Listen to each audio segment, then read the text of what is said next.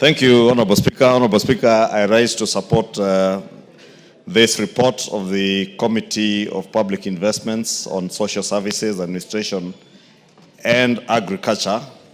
Honorable Speaker, when you go through this report of the committee, Honorable Speaker, you see that the committee indeed did put in a lot of man-hours to consider audited reports of the financial years 20, some dating back to 2013, 2014, as Honorable Wood was saying for KBC, some dating back to 2018, 2019 for NHIF, or the defunct NHIF, Honorable Speaker. Honorable Speaker, special attention, I drew special attention to a number of issues that are raised in that report by the committee, especially around the National Hospital Insurance Fund.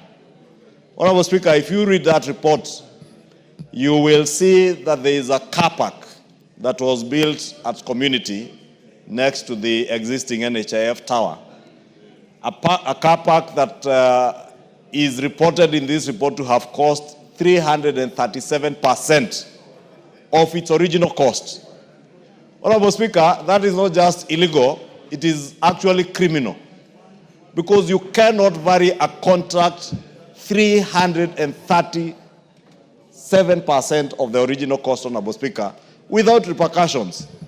Honorable Speaker, it is customary that every year the Auditor General does reports. They are considered by the committees of this House. Recommendations are done or tabled before this House. We adopt, and I do hope, Honorable Speaker, that we will support Chairman Mwangi and the committee in adopting this report as it is, including the recommendations, Honorable Speaker. And I'll be moving, Honorable Speaker, at an appropriate time, that the Committee on Implementation rises to the occasion, and I hope the Honorable Karemba is in the House. I don't see him. The Honorable Implementation, chaired by none other than the member for Budalangi, the Honorable Raphael Wanjala. That, Honorable Wanjala, you have your work cut out for you. There is no way this House can sit, adopt reports, and nothing is ever done. Those officers at NHIF who varied that contract to 337%, Honorable Wanjala, your committee must ensure that the Ethics and Anti-Corruption Commission, DCI, those who are in charge of economic crimes, take action against specific officers at the defunct NHIF. Otherwise, we normalize corruption, we normalize theft, and it becomes normal for people to just steal and pilfer public funds and walk away scot-free. You can see some of those characters.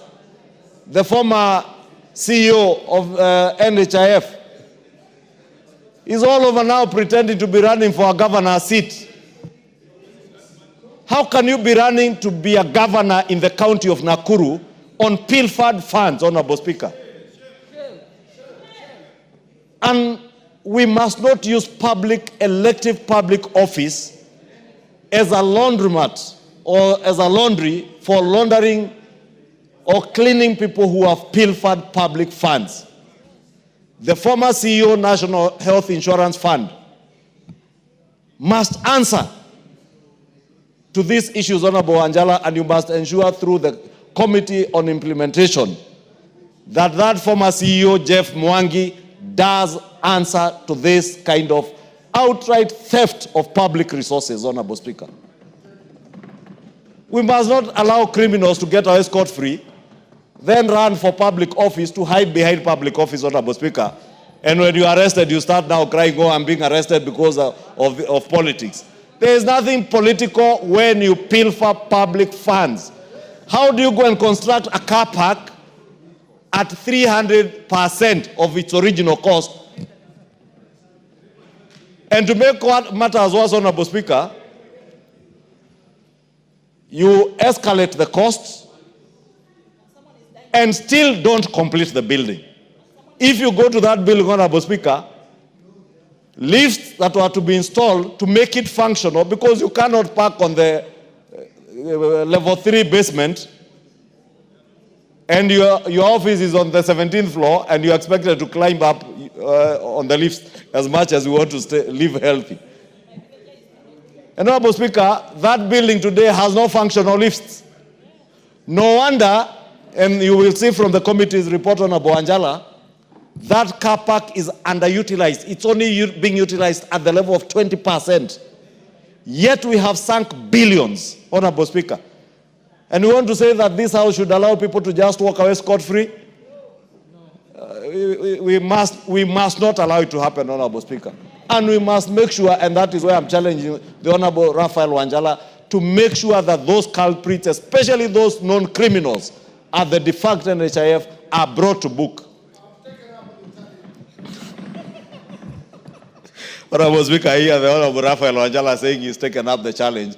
I hope we will see people in court. I just want to confirm that whatever he has said is not on record at all. So continue, Honorable Leader of Majority. I hope he will have an opportunity to speak to these issues so that he not only says in his position that he has taken up a challenge, but confirm to the House that he will ensure these people face their day in court.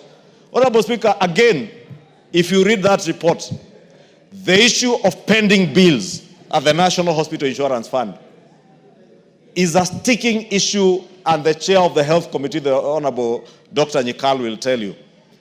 Many of the issues that you hear with private hospitals today, with mission hospitals, with public hospitals, are issues that emanate from the defunct NHIF. Because people are accustomed, Honorable Speaker, to faking bills and getting money from the defunct NHIF. And you've heard stories, Honorable Speaker, where people had amputations on the same leg 3 times. And you wonder, how do you have the same right leg amputated the first time? The second time, the member for Suba South is saying that it is possible to amputate from below the knee, then above the knee, then at the hip, the same leg. But Honorable Speaker, you know it was outright theft. And these are some of the issues, Honorable Speaker, and I want to challenge again the committee to ensure that in line with the recommendation that they have put, that now the Social Health Authority that has taken up the work of the defunct NHIF moves with speed to ensure that they quickly verify all the bills that are owed to public and private hospitals in the country, so that those that are payable are paid. Those are not payable are not paid. And not just not paying, they must also ensure that those who have lodged fake claims to the defunct NHIF are also brought to book. Because that is the only way, Honorable Speaker, to end this pilferage of public resources, Honorable Speaker.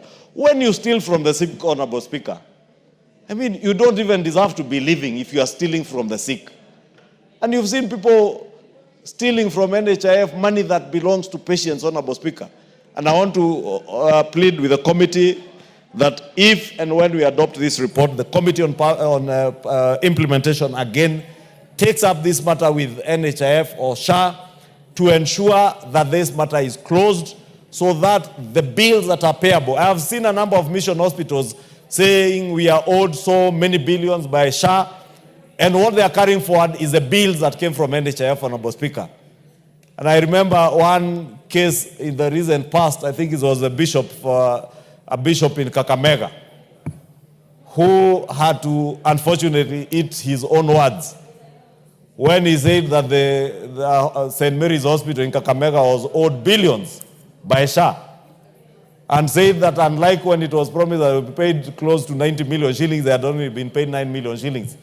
Honorable Speaker, that bishop unfortunately had to eat his own words 2 days after, when it became clear and evidence was tabled before the bishop that that hospital had been paid close to 90 million shillings by SHA, as had been said by the Prime Cabinet Secretary in that function, Honorable Speaker.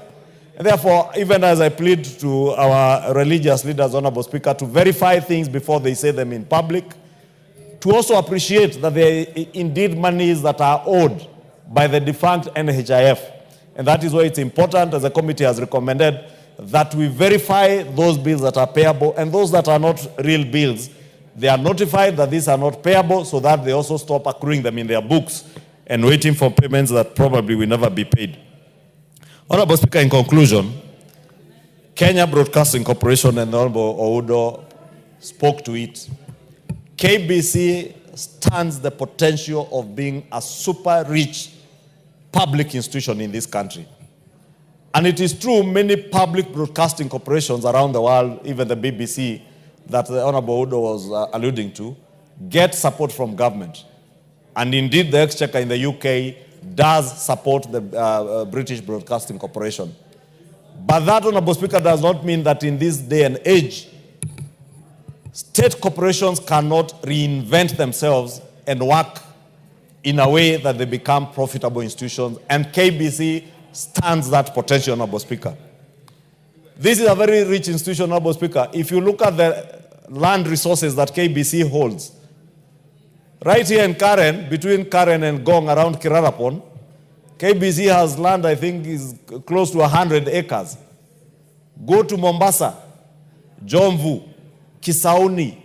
They have prime land, Honorable Speaker, that can be utilized to make sure that they're able to settle their debts and they are able to function and modernize their broadcasting facilities so that they're able to compete with other private sector players in the broadcast industry, Honorable Speaker. Again, we must challenge them, Honorable Speaker, in this day and age. They must be more innovative than they have been. I can see now at least they have been able to upgrade a bit of their resources, especially around live broadcasting, but also to take advantage of programs like they did with Chan. Honorable Speaker, those who are following the Chan competitions know that in this region, whether it was Uganda, whether it was Tanzania, there is nowhere else that sponsors and Total Energies can confirm this, where there was such good positive vibe and marketing than in the Republic of Kenya. And even the participation of our fans in patronizing our stadia, in cheering the teams that were playing, in the marketing and promotional services that were being aired on TVs, Honorable Speaker, there was no better place than in Kenya. And that portends the potential that KBC holds, that even as we look forward to AFCON later next year, Honorable Speaker, that they will take advantage and ensure that they have broadcast rights for AFCON and be able to auction those broadcast rights to many other broadcasters around the world and make money, Honorable Speaker. And even the World Cup, Honorable Speaker, there is no reason why KBC cannot get auction rights for broadcasting World Cup and other sporting activities, even the recent International Athletics World Championships, Honorable Speaker. These are opportunities that KBC can take advantage of and make sure that they stand strong as a profitable state corporation that will give us dividends in the near future. And I wish them well, Honorable Speaker. And let me conclude by thanking the Chair, Honorable Angwe, because he has churned out a number of reports within a very short time when he has been chair of this committee, and we can see that we are now coming up to speed in consideration of many audited reports. And I want to encourage all the other oversight committees to follow the example that the Honorable Angwe has set out in ensuring that you not only consider and invite people to room 8 and room 9 up here, but also ensure that you table reports for adoption and consideration of the House. And I hope, as I have mentioned, that the Committee on Implementation will immediately, upon adoption of these reports, follow up on the issues that have been raised by this committee to ensure that we hold to account those who pilfer public resources, those who misuse public resources, those who vary contracts up to 337% and waste public resources, Honorable Speaker. Then now pretend that they can hide behind politics, that they will have their day in court to answer on their misappropriation of public resources. With those many remarks, Honorable Speaker, I beg to support. Thank you. Very well. Before I give the next opportunity, allow me to recognize, still in the Speaker's Gallery, the second group from Ruby Craft Adventist School, Karachuonyo constituency in Homa Bay County. You're welcome to observe the proceedings of the House. Honorable Member for Bomet, are you on this one? No. Honorable Mutuse Ekomas, not on this one. Honorable Nyikal. Thank you, Madam Speaker. Madam Speaker, as I rise to support this report, I only want to make one point, and it is the point on land. Many institutions, not just those that are mentioned here, actually have their premises on land that they have occupied, and they're large tracts of land, and all of them do not have titles to this land. And what happens is that now people settle there, people make claims there, and this includes schools, police stations, and leave alone this. And in schools, you even find now people who had given land, their grandfathers had given land, are now coming to claim back the land. So for me, the one thing I would like the Committee on Implementation to really follow on from this report is the issue of land. All public institutions must regularize or must get titles for the lands on which their institutions stand.